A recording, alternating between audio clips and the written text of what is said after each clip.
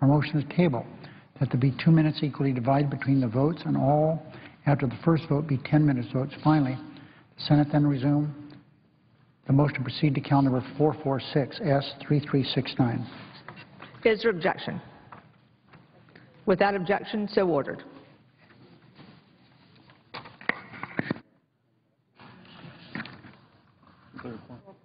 The clerk will report.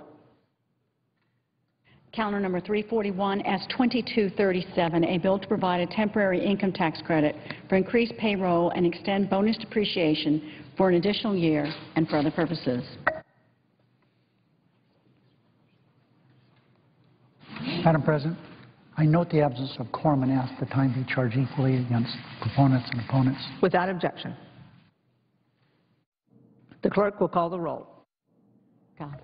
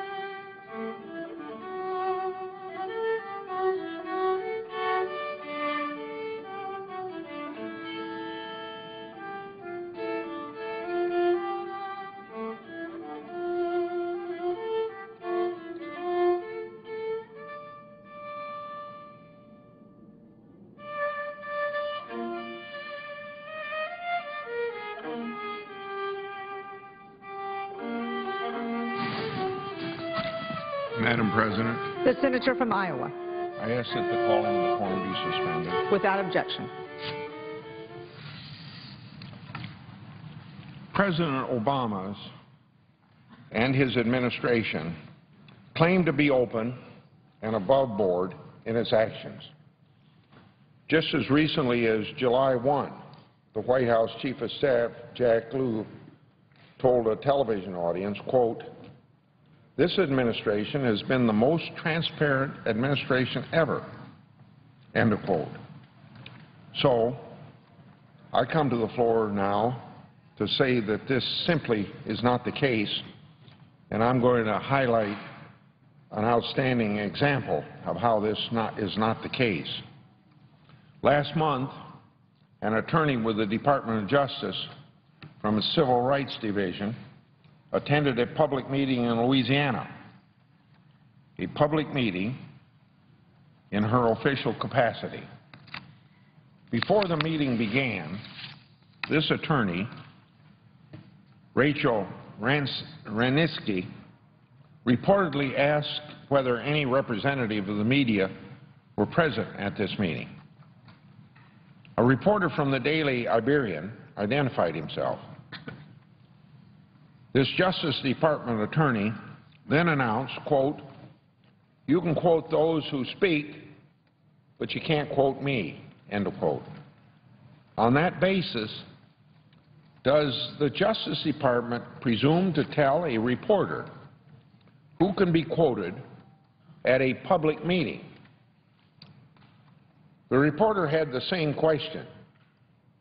It has been reported that he asked her to cite legal authority that would support her claim that he could not quote a Justice Department attorney at a public meeting. Ms. Hranitzky provided no such law. She did say that the department has special rules on how its attorneys can be quoted. She did not back up that statement, however. So here is a public meeting which anyone could attend and hear a lawyer from their government speak on civil rights enforcement. Yet a representative of that government claimed that it was the Justice Department policy that the press would have fewer rights than the general public to quote what that government representative said at that public meeting. So, this undercuts the claim that this administration has been the most transparent administration ever, going back to that quote of the Chief of Staff. This refusal to allow the public to know how government officials are performing their job is totally unacceptable, and I hoped everybody would be unacceptable. As appalling as this reported action was, what followed was even worse. Ms. Hranitzky tried to kick the reporter out of an open meeting because he questioned her. She relented after he said, regrettably, but understandably in my view, that he would not quote her. And then the Justice Department attorney totally abused her power, according to press reports.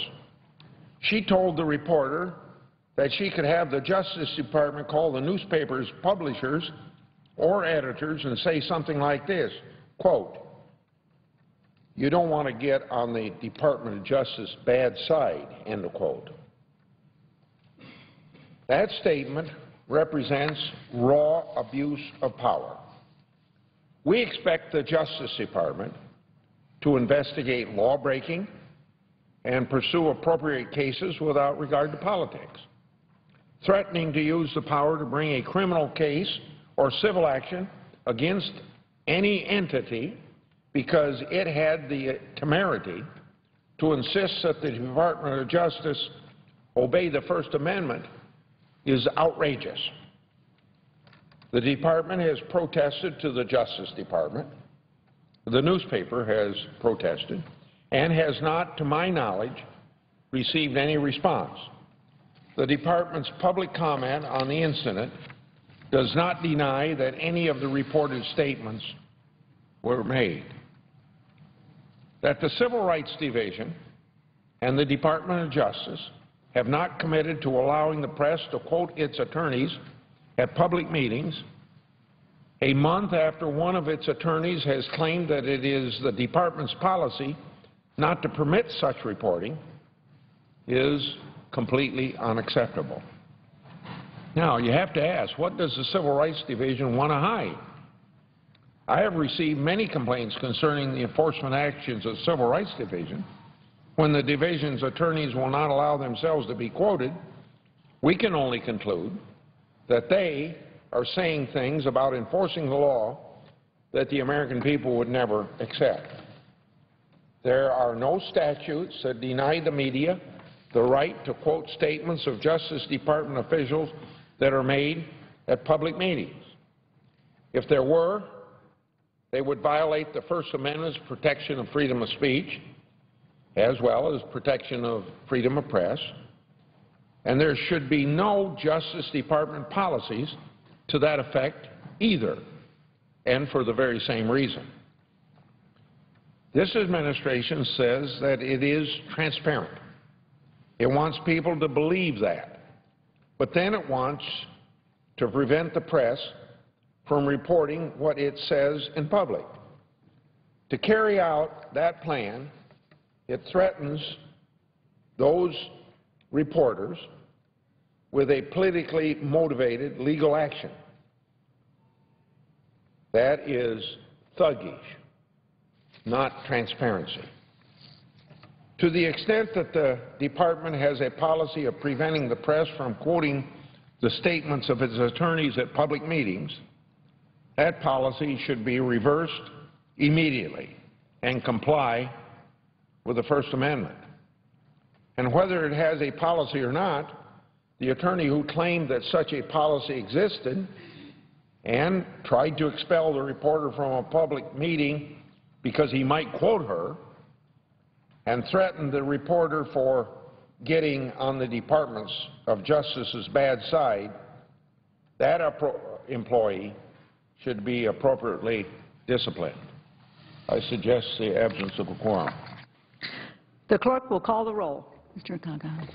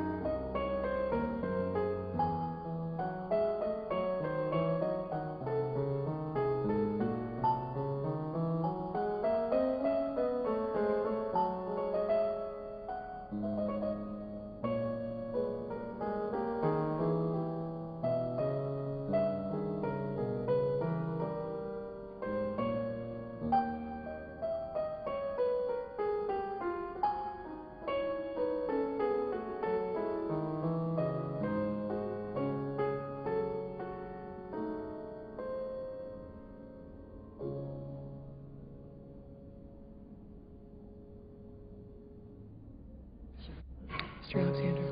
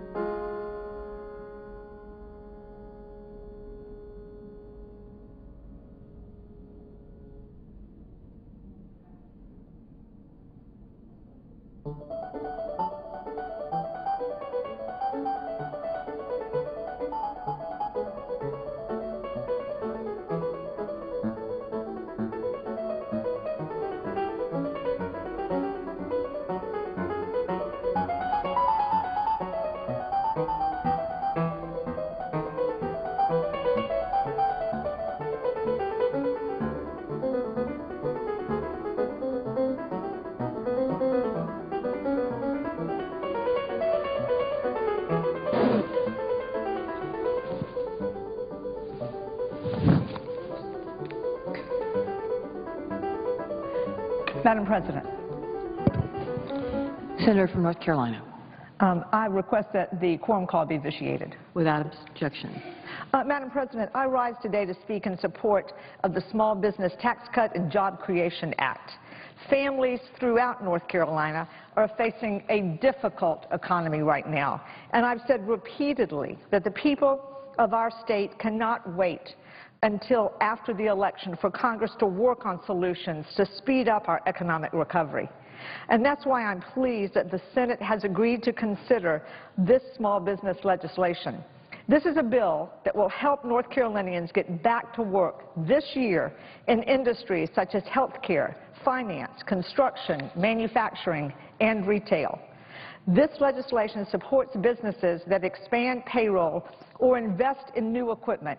And there are estimates that it will put 27,000 of unemployed people in my state back to work. And it does this by creating an incentive for North Carolina small businesses to add new jobs in 2012 by giving businesses a 10% income tax credit on new payroll. And it encourages businesses to make new investments by extending 100% depreciation deduction on qualified property, providing real tax relief that lowers the cost of doing business should be a bipartisan idea, and it is one that I will support. And I also want to express my deep appreciation to the Small Business Committee Chair, Senator Landrieu, for including a proposal of mine in her Success Act amendment. This amendment would put us on the path to establishing a common application for small businesses to apply for federal assistance across agencies, across departments, and programs with a single application. Frequently, I hear from small business owners that tell me that government red tape is preventing them from growing their businesses and creating jobs. We need to slim down this bureaucratic red tape. I believe that our small businesses shouldn't have to be responsive to the whims of the federal bureaucracy. The federal government needs to be responsive to the needs of our small businesses. In February, I introduced the Small Business Common Application Act, which would establish a common application that allows small business owners to apply for grants, seek technical assistance, and bid on contracts from the federal government with a single form. It would function much like the common application that students use today to apply to multiple colleges and universities. Senator Landrieu's amendment would put us on the path toward creating a common application by establishing an interagency executive committee with representatives from 12 different agencies and departments that will report back to Congress and the SBA within 270 days on whether a common application is feasible. This is a common sense bill that I believe both sides of the aisle can agree to cut the paperwork burden on our small business owners. Thank you, Madam President, and I ask for a quorum call.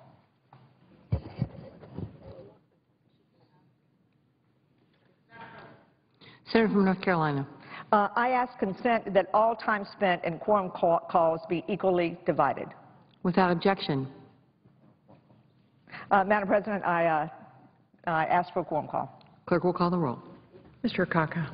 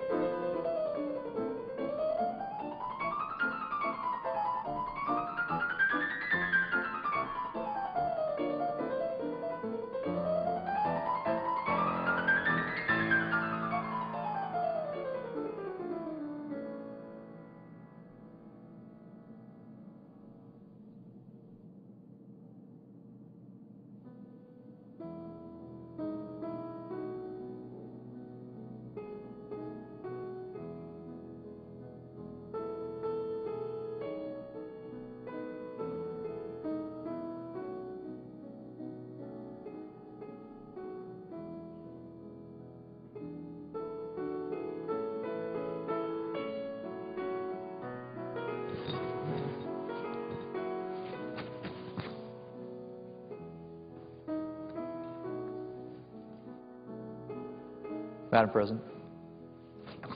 Senator from South Dakota. Madam President, I ask unanimous consent that the quorum call be dispensed with. Without objection. Madam President, before too long here, we're going to be voting on, we're going to have 3 votes, I think, on whether or not we're going to move forward on a tax bill. I frankly think that there are things in the underlying bill that is before us today that would do some good. The bonus depreciation provision is something that many of us have supported in the past. We think that's a good tax policy with regard to encouraging small businesses to invest by giving them a quicker way to write off those capital investments. And so there are some things in the underlying bill that make some sense. But the whole exercise that we're going through here really is a charade for a couple of reasons. One is you can't originate revenue measures in the Senate. That's something that has to happen in the House of Representatives. So anything that comes out of here, if it were to pass, would be blue slipped by the House of Representatives. So you've got a constitutional issue to deal with here in the first place. Secondly, you've got a process set up whereby there is not an opportunity for us to offer amendments. You put a tax bill on the floor, a piece of legislation, a vehicle that ought to be open to amendment. There are many of us with ideas about things that we think would promote economic growth and create jobs in our economy, but we're not going to have the opportunity to offer those amendments. And frankly, a tax debate is something that many of us welcome. We think that talking about taxes is certainly something that if you're someone who's concerned about the economy, if you're someone who's concerned about getting Americans back to work, certainly talking about the tax code and its impact on our economy is a very relevant debate. And frankly, we ought to be headed toward a reform of our tax code, which today is way too complicated, and frankly, it needs to be overhauled. But in the interim, we have coming up now on January 1st of this year a bunch of tax provisions, current tax policy, that expires.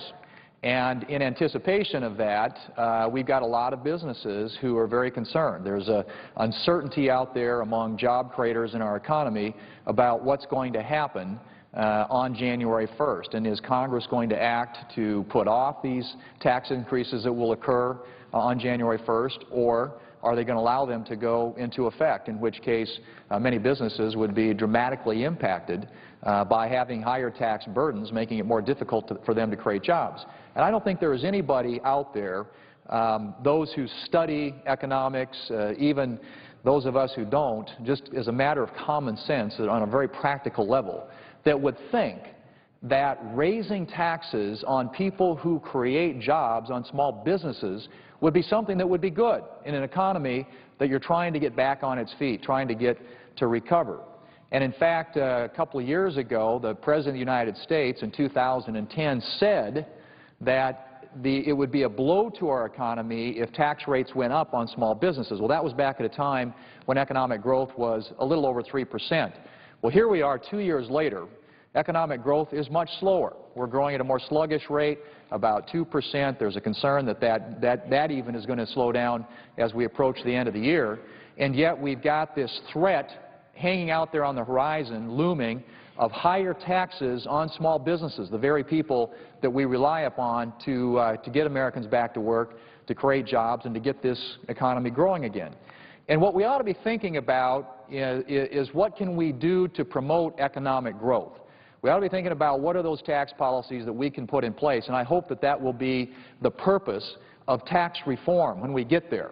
And I hope that is soon as well. As I said before, I think tax reform is critical if we're going to see economic growth, and if we're going to do away with the complex tax code that we have today and replace it with something that makes much more sense, it's more clear, more simple, more fair for American businesses and people across this country who are filing their tax returns every year.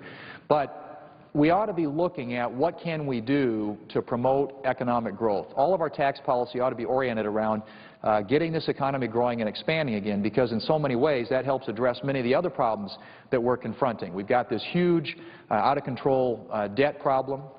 Obviously needs to be addressed through spending reductions, trying to make government more efficient, smaller, more limited, rather than the government that we've seen here the last few years that continues to grow as a percentage of our economy. The government as a percentage of our economy today is at the highest level that we've seen literally since the end of World War II. We're at about 24 to 25% of our entire GDP now is represented by federal spending. And so we've got to get government under control, which means we've got to address some of the drivers of federal spending, including Medicare, Medicaid, Social Security. That means these entitlement programs that so many people rely upon in order to save them have to be reformed. If we're going to get them on a sustainable fiscal path, if we're going to make sure that they're there for future generations of Americans, we've got to reform our entitlement programs and get the government spending back at a more reasonable level, more consistent with what we've seen historically, which is about 20 to 21% of our entire economy. And so it starts there, but then you've got to couple the reductions in government spending with economic growth. The way ultimately that we get to where we need to be as a nation is we've got to get the economy growing and expanding again. And it is just counterintuitive to me and to most Americans, I think, to suggest that the way to do that would be to raise taxes on the very people that you are looking to create jobs and to grow this economy. And those are our small businesses. And so when the President came out earlier this week and suggested that we ought to allow the tax rates to expire for people who make more than $250,000. What he was talking about, according to the Joint Committee on Taxation, was almost 1 million small businesses. Almost 1 million small businesses, if we don't take steps to avert it, on January 1st are going to see their taxes go up.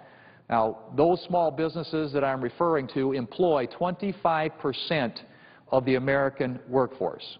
Most of them are small businesses. They're organized as subchapter S corporations, LLCs, which means that their income flows through to their individual tax return, and they pay at the individual rate level. And so as a consequence of that, when you start raising taxes for people above $250,000, you are hitting almost 1 million, I should say, of those small businesses who are going to be faced with higher tax burdens and higher tax liabilities. That, to me, is completely counterintuitive to what we ought to be thinking about if we're interested in getting the economy growing again. We shouldn't be making it more difficult, more expensive for small businesses to create jobs. We ought to be looking at what we can do to lessen the burden on our small businesses and to keep that tax burden, that regulatory burden at a level that doesn't create impediments and barriers to them going out and investing and creating jobs. And so the President's proposal is exactly the opposite of what we should be doing. And 53% of the income that I mentioned, these companies that are organized, small businesses as S corporations, LLCs, 53% of that income would be faced with a higher tax burden come January 1 unless we take steps to avert it.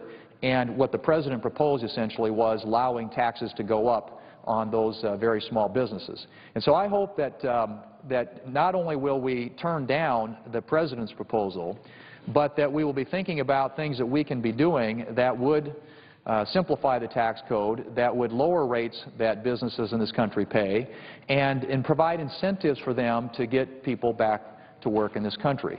And by that, again, I mean policies that promote economic growth. There are so many things that we ought to be doing that we're not doing right now that would I think provide the necessary policies to encourage, enable small businesses to grow their businesses, to make those investments, and to put people back to work. There are a number of things that our small businesses face that are not directly related to the tax code, but indirectly related to the tax code.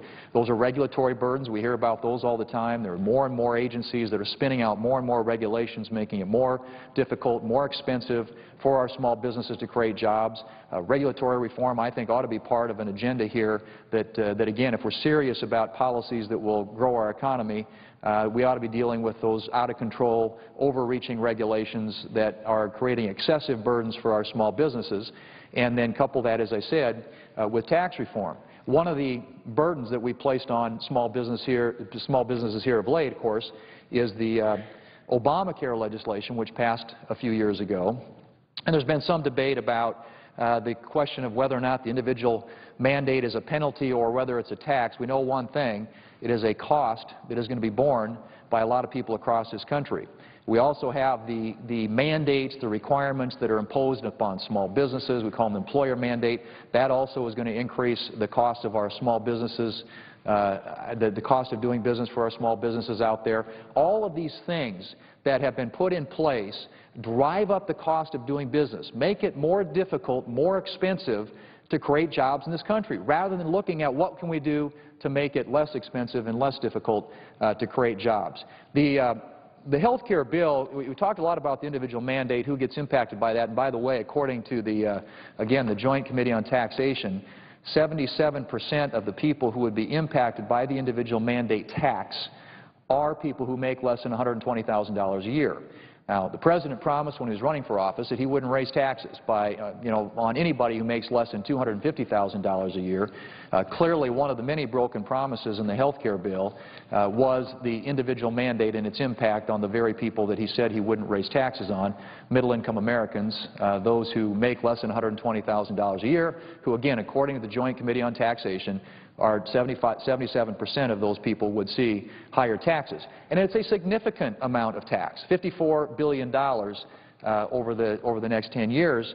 And if you think about what that raises, the individual mandate, the amount of revenue that's raised by the health care tax, individual mandate tax, it actually is more in revenue than would have been raised by the so-called Buffett tax that was designed to get people, millionaires in this country to pay more in taxes. And so we're levying a tax on middle-income Americans that actually is going to exceed in revenue the amount that would be raised by the tax, the so-called tax on millionaires. Ironic, but that's exactly what the Obamacare bill would do.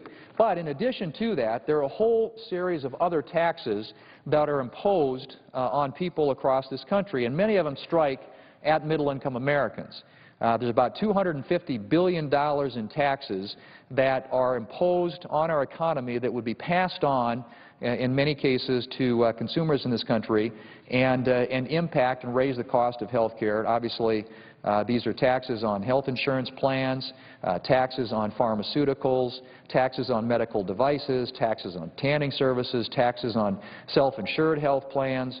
There are a whole range of taxes included in the Obamacare legislation, which, when it's fully implemented, are just going to hit people, middle-income Americans, squarely in the face. So you have not only the individual mandate tax, the new tax that's imposed there, but all these other taxes included in the Obamacare legislation, which are going to hit working people across this country. And so you look at all those taxes, all the burdens associated with that, all the regulations that are coming out of many of the agencies in our government right now, and all you see, if you're a small business, is a higher cost of doing business, more uncertainty about what's going to happen in the future, and just that much more difficulty when it comes to making determinations about growing your business or starting a new business and creating jobs that are so important to our economy. And so when you talk about the economic circumstances that we're in today, everybody focuses on the unemployment rate, of course, and we've had more than 8% unemployment now for literally 41 straight months. We've got 23 million Americans who are either jobless or underemployed in our economy, 5.4 million Americans who've been unemployed for a long period of time. We've got the weakest recovery literally since the end of World War II. And yet, what is the prescription that the President and many of his allies here in the Congress have for that? Higher taxes. Higher taxes on the people who create jobs. I mean, can you think of anything that makes less sense? If you're really interested in economic growth and creating jobs in this country, it is absolutely the opposite of what we ought to be doing. You shouldn't be raising taxes, as the President proposes, on those 1 million small businesses, subjecting them, the 25% of the workforce that work for them, to the possibility that with these higher taxes, their jobs could be in jeopardy.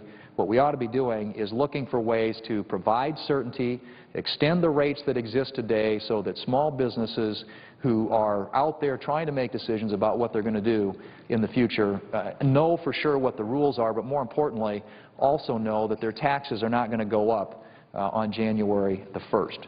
Now, there's a Congressional Budget Office analysis out there that suggests that come January 1, when we hit this so-called fiscal cliff, which includes the increase in tax rates as well as the sequester on spending that was put in place as a part of the Budget Control Act, that if nothing's done to avert that so-called fiscal cliff, that in the first 6 months of next year we would see 1.3% less economic growth, or up to 1.3% less economic growth. But just as importantly, not only that is that an issue or a factor that we deal with next year, it's also something that impacts us right now, today, because the Congressional Budget Office also found that it could cost us 0.5 point of economic growth this year, right now. And it's because of this uncertainty. It's because of the specter of tax rates going up on small businesses come January 1 of next year. And so what we ought to be doing, Madam President, instead of talking about what we're going to do to raise taxes on small businesses in this economy, is looking to extend the rates that exist today so those tax rates don't go up, giving businesses certainty, and then hopefully following up on that next year with tax reform that broadens the tax base, that lowers rates, that gets us more competitive in the global marketplace, and that is more clear, more simple, more fair for Americans and for American business. But until that happens, the very worst thing that we could be doing right now, in my opinion, is raising taxes for all the reasons I just mentioned. It creates uncertainty. It obviously raises the cost of doing business in this country, hits the very people that we're hoping are going to lead us out of this economic malaise that we're in today. And I would also just say again that with regard to this issue, the issue of taxes is so important to businesses. The issue of regulations is so important to businesses. Those are both things that if we're serious about an agenda that will get Americans back to work, we ought to be focused on. And that's why we ought to be repealing Obamacare. These $248 billion in taxes, and that's not the total amount of taxes. It's actually over $500 billion in taxes that are going to be imposed as a result of Obamacare. These are the taxes that hit middle-income Americans, according to the Joint Economic Committee. So not only do you have the $248 or $50 billion here that hits middle-income Americans, you also have additional taxes, the 3.8% tax on unearned income that would hit high-end earners, as well as the new Medicare tax that would hit high-end earners. We've got so many taxes coming at this economy right now, it's hard to fathom, but that shouldn't be complicated by doubling down and with our small businesses and essentially telling them that come January 1 of next year, they're going to see their rates go up. So the people who are paying the 35% tax rate today would see their rate go up to 39.6%. You'd see capital gains rates go up now January 1 if no steps are taken to avoid that from 15 to 20%. You'd see dividend rates go up from 15% to 39.6%. This is a very real issue. It's a real-time issue. It's having an impact on the economy today, and we should do everything that we can to avoid that. And so I hope that when we're through with this, what is a charade today, and we have these votes on this bill, which, as I said, because revenue measures don't originate in the Senate, they originate in the House of Representatives, would be blue-slipped if it passed it here in the first place, because this is a process where Republicans are not allowed to offer amendments. This is a tax vehicle that's on the floor, but in the terms that we use here in the Senate, the majority leader has filled the amendment tree, making it virtually impossible for Republicans to offer amendments that we would like to see debated and voted on. When this charade is completed, I hope then that the leader will decide that we need to have a debate about taxes and what we can do to promote economic growth in this country, and that should start with the debate about whether or not we're going to extend the rates that are going to expire on January 1st, meaning higher taxes for nearly 1 million small businesses in this country, the very small businesses that we're looking to get us out of this recession and get Americans back to work. I hope that will be the debate that we have. I hope that will be the vote that we ultimately have when this particular political exercise is completed here today. Madam President, I yield the floor.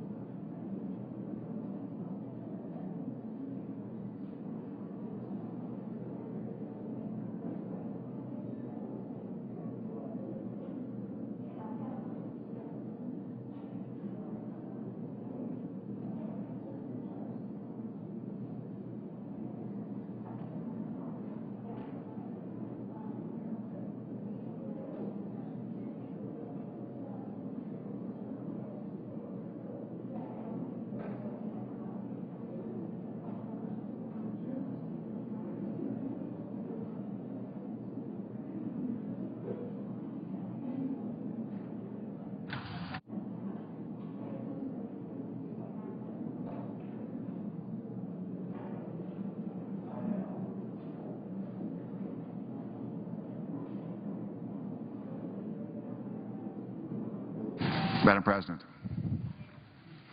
Senator from Montana. Madam President, I ask that further proceedings of the quorum call be dispensed with. Without objection.